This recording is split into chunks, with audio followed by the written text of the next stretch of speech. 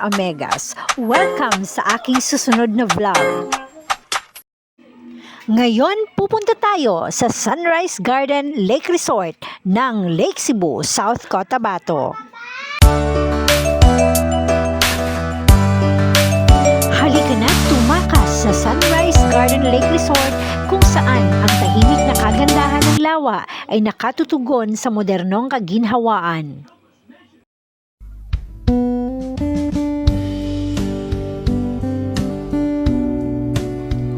Ngayon, tangkilikin natin ang nakapepreskong paglangoy sa outdoor pool at mag-relax sa laundry service at libreng wifi sa malapit.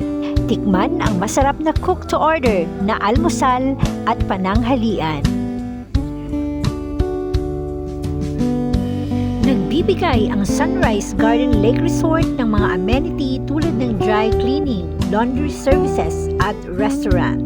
Mananatiling konektado sa libreng wifi sa mga pampublikong lugar.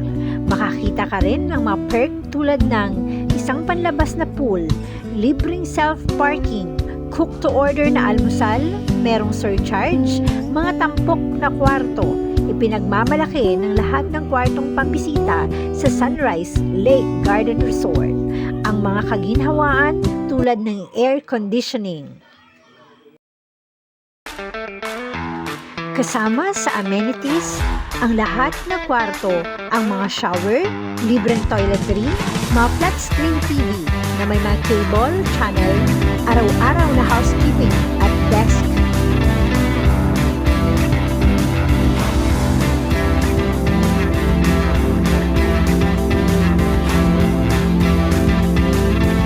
Ang Sunrise Garden Lake Resort ay hindi lamang isang lugar para matulog. Ito ay isang destinasyong na nag-aalok ng iba't ibang karanasan para sa mga bisita.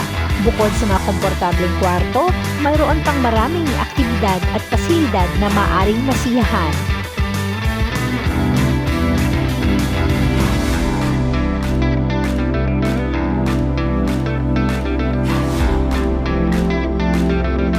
Ang Sunrise Lake Garden Resort ay mayroong swimming pool. Mayroon silang parehong indoor at outdoor swimming pool, perpekto para sa pagre-relax at pagliligo. Ang outdoor pool ay may magandang tanawin ng paligid.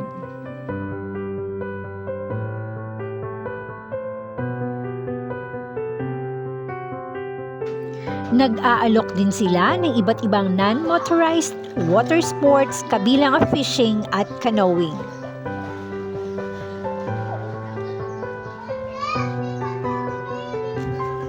Meron din silang ibang aktibidad, mayroon din silang karaoke, horseback riding at billiards para sa mga may gustong mag-enjoy sa iba pang mga aktibidades.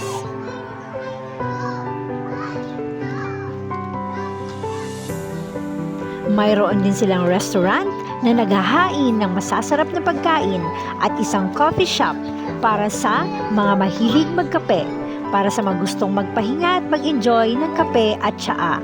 Ang restaurant ay may cozy and inviting ambience.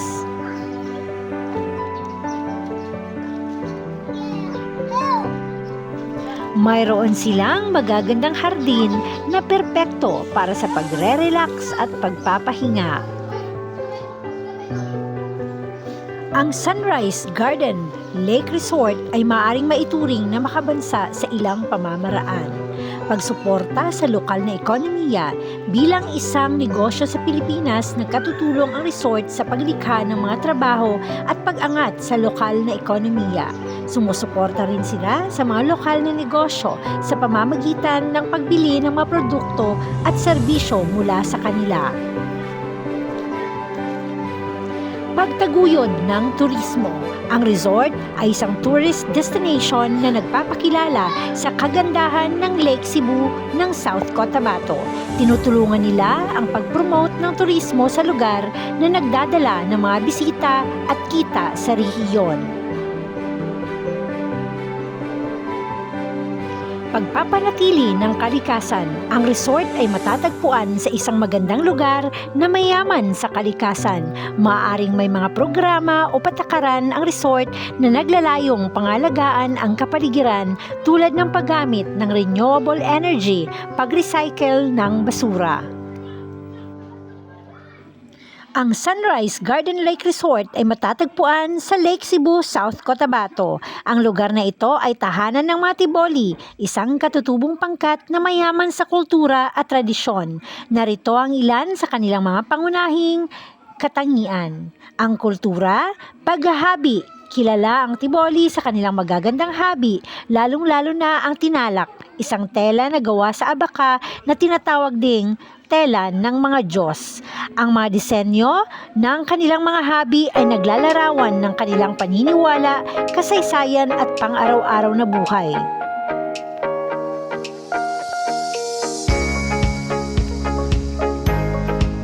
Mayroon din silang mga tradisyonal na awit at sayaw na ginagamit sa mga ritual pagdiriwang at pagkukwento. Ang kanilang mga awit ay karaniwang tungkol sa pag-ibig, kalikasan at espiritualidad.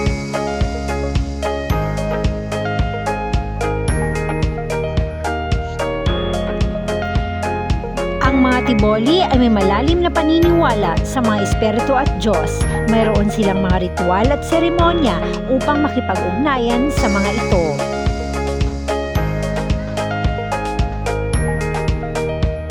Para naman sa tradisyon ng mga Tiboli, ang pagtatanim ng palay. Ang pagtatanim ng palay ay isang mahalagang tradisyon para sa mga Tiboli.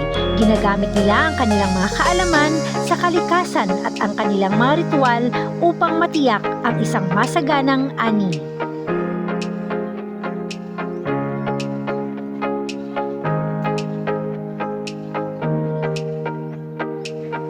Ang kanilang mga bahay ay karaniwang gawa sa kahoy at kawayan.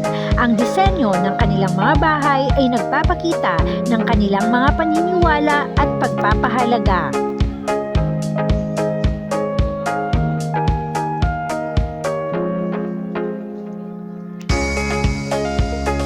Mayroon din silang iba't ibang pagdiriwang sa buong taon, tulad ng Kaamulan Festival na nagdiriwang ng kanilang kultura at kasaysayan.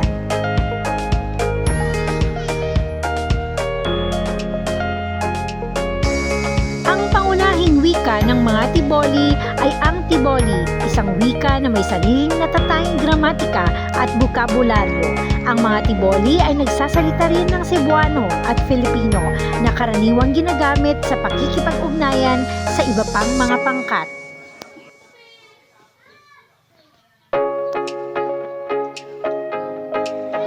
Kung kaya't ang Sunrise Garden Lake Resort ay nag-aalok ng pagkakataon upang maranasan ang mayamang kultura at tradisyon ng mga Tiboli. Maaari kang mag-enjoy sa kanilang mga pagtatanghal ng sayaw at awit, makabili ng produktong gawa ng kamay at matuto ng higit pa tungkol sa kanilang pamumuhay.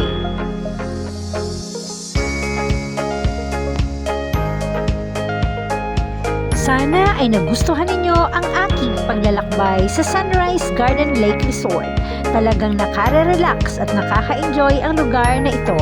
Kung naghahanap kayo ng isang lugar para magpahinga at makapag-recharge, ito ang perpektong lugar para sa inyo. Bago ako aalis, ako ay mag-iiwan ng katagang ang paglalakbay ay isang pagtuklas sa sarili at sa Sunrise Garden Lake Resort, natuklasan ko ang aking bagong bahagi ng aking sarili. Hanggang sa muli, maraming salamat sa inyong pakikinig at panunood. Maraming salamat at paalam!